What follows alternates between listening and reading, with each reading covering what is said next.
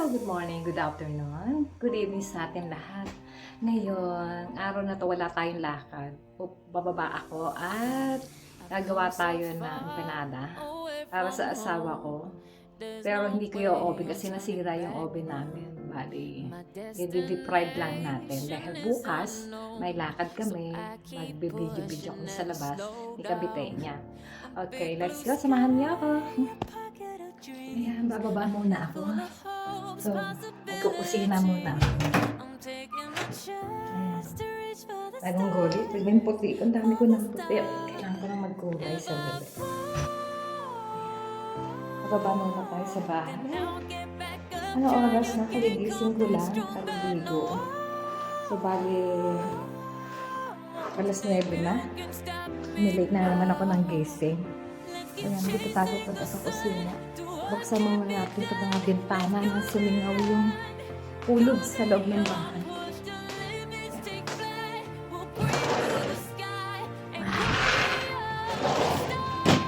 Bukas ako ng bita. Ang pintuan. Ayan, pakita ko lang sa inyo. Bababa na tayo sa kusina. Magkukusina na tayo. Pasensya na kayo sa puti. Ang dami kong puti niya. Magkakape muna tayo kasi alas 9 na ng umaga. Ayan. Dito tayo sa kusina. Nasira yung oven namin kaya hindi ako makapag-bake. Ayan. Ayan. Pakita sa inyo. Yung oven namin nasira. Ayan. Ayan. Nasira siya. Bali, magkakape muna ako. Simple muna tayo ng kape. Painit muna tayo ng tubig. Ayan.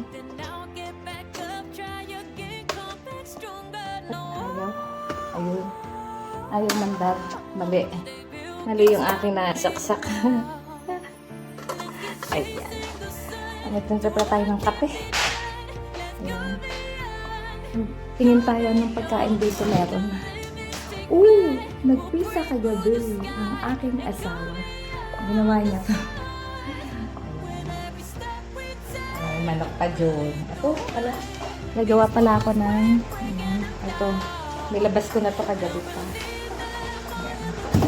Ayun natin. Baka magtinapay lang ako ngayon. Ay, wala yata tinapay. Ito mga tinapay. Naka-freezer. Ayun, naka-freezer yung mga tinapay namin. Yung avocado, ito. Mango ice cream to. Avocado ice cream ginawa ko. Ito yung mga avocado.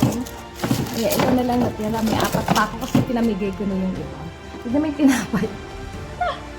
Ginawa ng asawa ko yung cherry na nakuha ko kahapon. Ayan, ang dami naka-freezer din. Yan, mga tinapay ng asawa ko. Gawa tayong tinapay. Nalaglag yung tinapay. Nalaglag yung tinapay.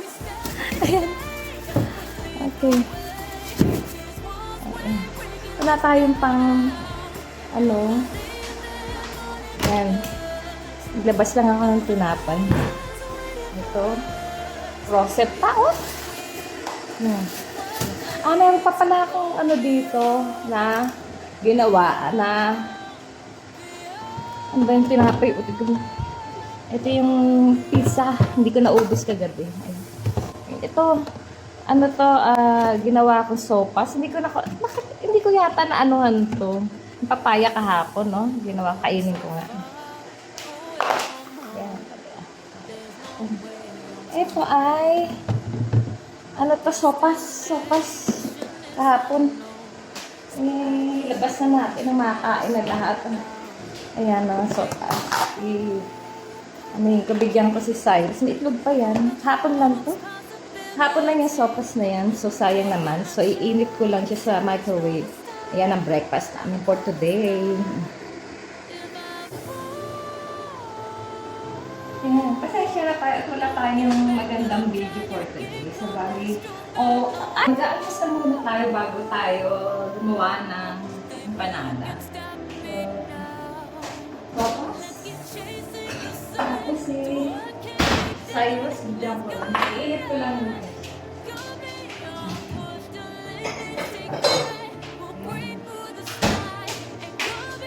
Hindi tayo namin alam. So,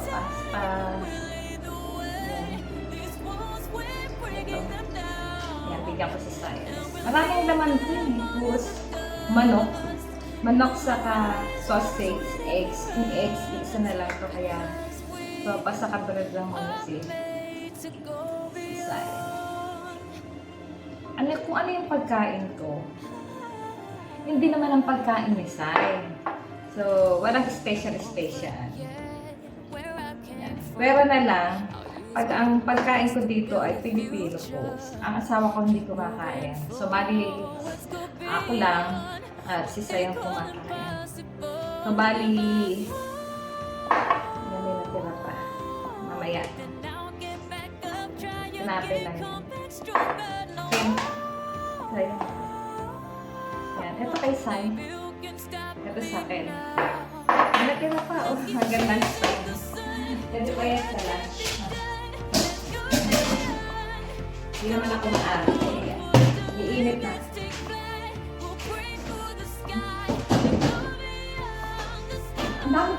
Ang dami ko pang gagawin. Gagawa pa ako sana ng malagkit na parang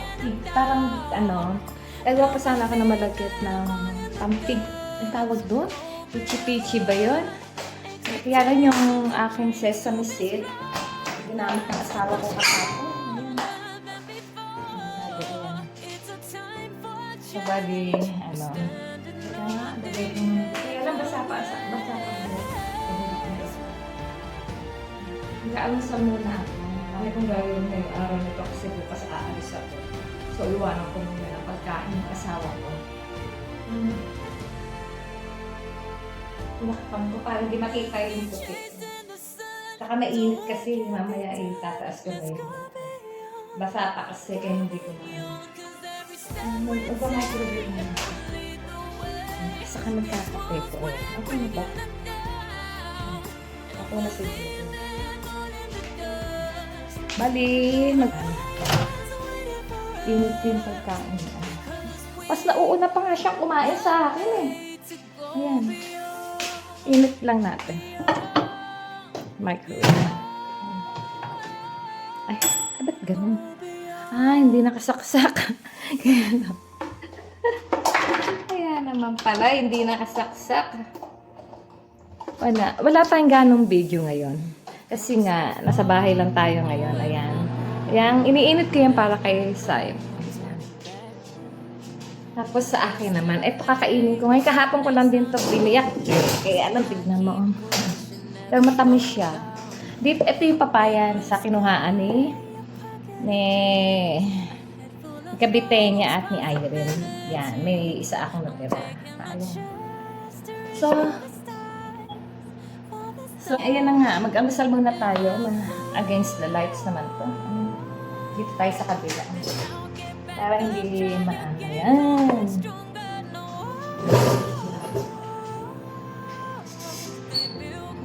Hindi naman makita yung mga ano. Walang magawa. Wala tayong video ngayon. Kasi bukas ako aalis. Pero may mga naka-reserve pa akong mga video dyan. So, inaano ko lang siya para ma-delay ako ng pag-upload ng video ko. Meron na ako naka-ready dyan. Bali, ito lang muna tayo sa bahay. Magkwentuhan lang muna tayo. Dito. As already 9 o'clock. 9:30 siguro. Pagising ko na. Sabay ligo. Pagkaligo, ayan, bumaba na ako dito. Mag-aayos pa ako ng mga halaman. Ano mag-aayos niyan? Ang dami kong ginagawa. Wala kaming katulong. Dati kasi meron na kaming mag-asawa. Nakatulong. Wala rin eh. Ginuulit ko yung ginagawa nila. Tapos ano lang. Pinauwi ko na sa probinsya. Mag-asawa yun. So, bali ako na lang. Ngayon, dati naman, ano lang ako, yung part-time. Dalawa rin ang kinuha ko na nagpa-part-time. Walang ginagawa, nagtuturoan ko silang gagawa ng ganito, gagawa ng ganito. So, tinanggal ko na lang, ako na lang. Pagka hindi ko na siya kaya talaga yun, on call na lang sila. Pero sa ngayon, inuunti ko na lang ang paglilinis. Importante lang naman, ayan, maka-vacuum ako kasi allergy kasi ako, kaya kailangan palaging nagba-vacuum, alikabok vacuum. Lagi ako sinisipon, binabahin. Pag alam kong madumi ang bahay, ayan, naaamoy ko na yung mga alikabok niya. Kailangan ko nang mag-vacuum. Minsan yung asawa ko nag-vacuum para sa akin. Ayan, kakain lang tayo ng almusal and then mag-i-start na akong gumawa ng empanada. Ito naman, naka-ready na ako. Wala lang akong raisin. Yeah. Nawala yung raisin ko dito. Kinain siguro ng asawa ko. Ginamit niya. Yung maliliit na lang yung gamit. Tapos na may isang sili. Huwag itong malalaki. Siya gagamit ng malalaki na yan. Ako na lang gagamit ng